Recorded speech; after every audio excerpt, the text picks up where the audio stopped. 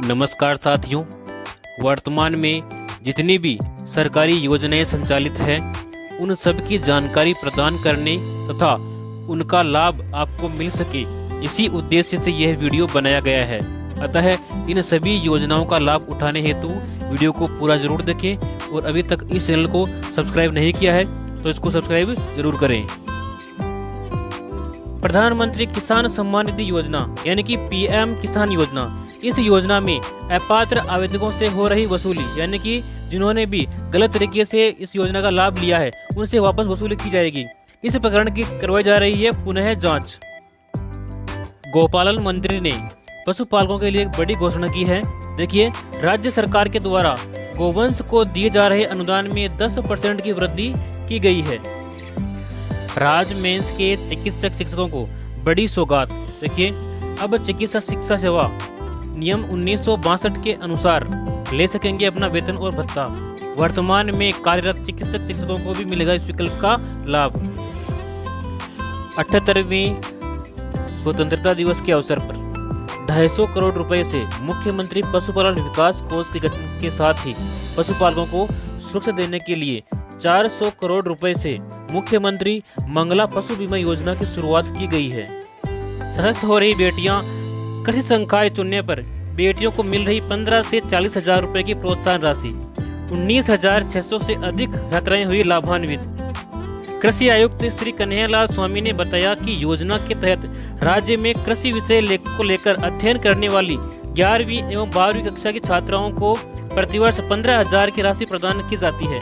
उन्होंने बताया कि कृषि विज्ञान के से स्नातक के विषयों में जैसे कि उद्यानिकी, डेयरी, कृषि अभियांत्रिकी, खाद्य प्रसंस्करण के लिए साथ ही स्नातकोत्तर यानी कि MSc कृषि में अध्ययन करने वाली छात्राओं को 25,000 रुपये प्रतिवर्ष दिए जाते हैं। इसी प्रकार कृषि विषय में PhD करने वाली छात्राओं को 40,000 रुपये प्रतिवर्ष अधिकतम 3 वर्ष तक प्रोत्साहन राशि दिए जाने का प्रावधान किया गया है। पेंशन प्राप्त करने वालों के लिए एक अच्छी खबर है। देखिए, प्रदेश में 75 वर्ष से अधिक आयु पर बढ़ी हुई दर से पेंशन की सुविधा प्राप्त है। अब हमने 70 से 75 वर्ष के पेंशनर के लिए 5% अतिरिक्त भत्ता दिए जाने की घोषणा की है। साथ ही केंद्रीय सिविल सेवा पेंशन नियम 2021 के अनुरूप 1 अप्रैल 2024 के बाद कार्मिक की सेवा में रहते हुए मृत्यु होने पर 10 वर्षों तक बढ़ी हुई दर से पारिवारिक पेंशन मिलेगी। संस्कृत शिक्षा में 2,827 भर्तियों का रास्ता साफ। शारीरिक शिक्षा अध्यापक व लाइब्रेरियन ग्रेड 3 की योग्यता शिक्षा विभाग के अनुरूप होगी।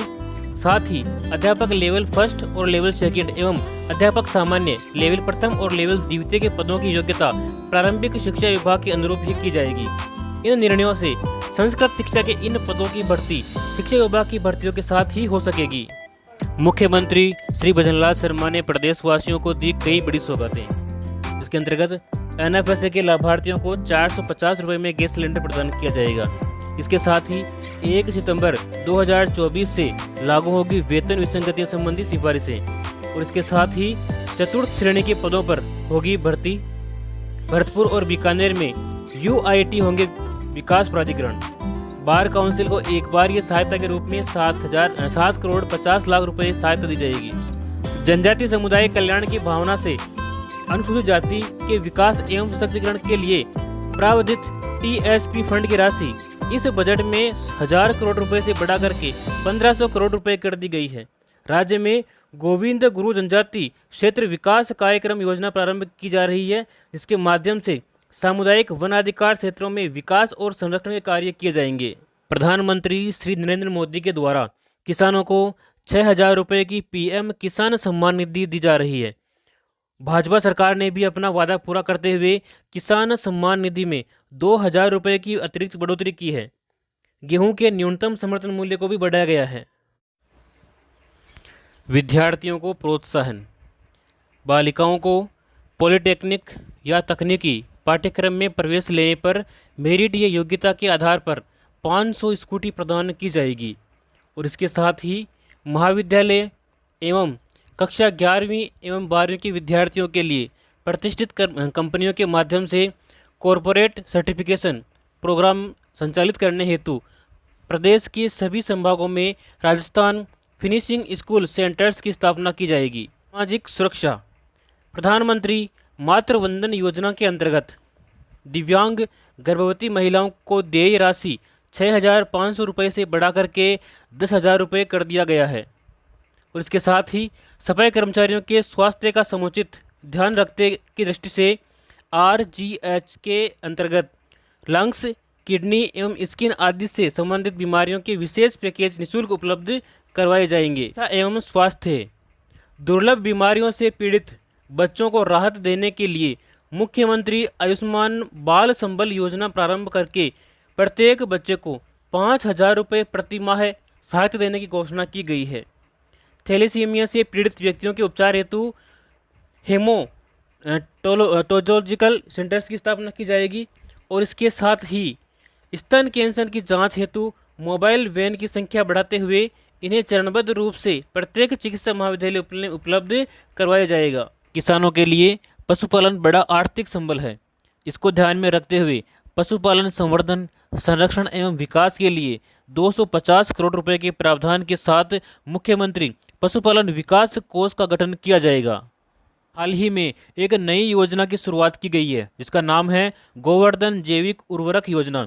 इस योजना के तहत गोवंश से जैविक खाद का उत्पादन करने के लिए 10,000 रुपये तक की प्रति कृषक आर्थिक सहायता दी जाएगी। इस वर्ष 23,000 करोड़ रुपए के ब्याज मुक्त अल्पकालीन फसली ऋण वितरण किए जाएंगे।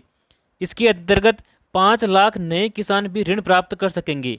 इसके लिए 736 करोड़ रुपए ब्याज अनुदान दिया जाएगा। और बजट में भूमि सुधार के लिए सहकारी बैंकों द्वारा दिए जाने वाले दीर्घकालीन कृषि ऋणों का दायरा भी बढ़ाते हुए 100 करोड़ रुपए तक कर दिया जाएगा। हाल ही में जो बजट पेश किया गया उस बजट में कुसुम योजना के माध्यम से किसान भाइयों को दिन के समय में सिंचाई हेतु बिजली दिए जाने का समय यानी कि कार्य जो है वो 2027 तक पूरा करने का लक्ष्य रखा गया है। इससे किसान भी दिन में खेती कार्य को निपटा करके सरकारी कर्मचारियों की तरह शाम को घर लौट सकेंगे। यानी कि आपको अब बिजली केवल दिन के समय में ही दी जाएगी, रात के समय में सिंचाई के लिए बिजली नहीं मिलेगी। कृषक कल्याण हेतु पूर्णतः समर्पित प्रदेश की सरकार। देखिए, राजस्थान सिंचाई जल ग्रिड मिशन का शुभारंभ जल्द ही होने वाला है। सभी जिलों में जल संरक्षण हेतु और सिंचाई हेतु 50,000 करोड़ रुपए का कार्य किया जाएगा। पूर्वी राजस्थान नहर परियोजना ERCP का क्रियान्वयन किया गया है। प्रथम चरण में 9,600 करोड़ की स्वीकृति और कार्य आदेश जारी किए गए हैं। नहरी क्षेत्र में कृषि जल प्रबंधन 5,000 किसानों को डिग्गी निर्माण हेतु 160 करोड़ रुपए का अनुदान दिया जाएगा। कृषि विद्युत कनेक्शन भी प्रदान किए जाएंगे। और इसके साथ ही इस वर्ष 1,45,000 लंबित कनेक्शन दिए जाएंगे। जो लंबित हैं, वर्तमान में नहीं मिले हैं, उन सभी किसानों को कनेक्शन दिए जाएंगे। आधुनिक कृषि उपकरण अनुदान दिया जाएगा और किसानों को 200 करोड़ रुपए का अनुदान अतिरिक्त दिया जाएगा।